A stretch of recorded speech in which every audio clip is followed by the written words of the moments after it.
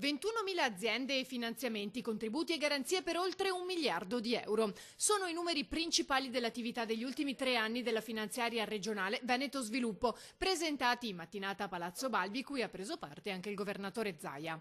Era importante segnalare questo lavoro che Veneto Sviluppo ha fatto, sia quello che riguarda le attività storiche, che sono appunto le attività agevolative nelle varie forme, ma anche quelle nuove, più innovative, quindi le attività che stiamo svolgendo con la nuova SGR, con la nuova società di gestione del risparmio e tutta l'attività sui mini bond, compreso diciamo, l'attenzione che stiamo continuando a mantenere sulle imprese che comunque stanno vivendo delle fasi un po' complesse nella loro attività di crescita.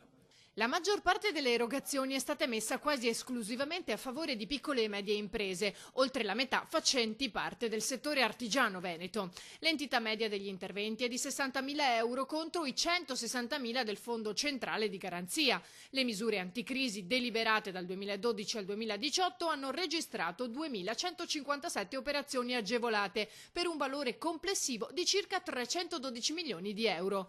Ora in campo c'è un importante obiettivo. È il fondo appunto che punta a sostenere le imprese venete che stanno vivendo dei particolari momenti di complessità, ovviamente aziende che sono mediamente grandi e che hanno un importante indotto sul nostro territorio, perché poi non dimentichiamoci che le piccole imprese vivono in larga misura delle commesse e del lavoro delle grandi imprese. E questo lo stiamo facendo, abbiamo individuato dei partner importantissimi di caratura internazionale, come ho detto durante la conferenza stampa, e ovviamente i tempi sono quelli che il mercato richiede, ci stiamo attivamente lavorando e io sono molto confidente.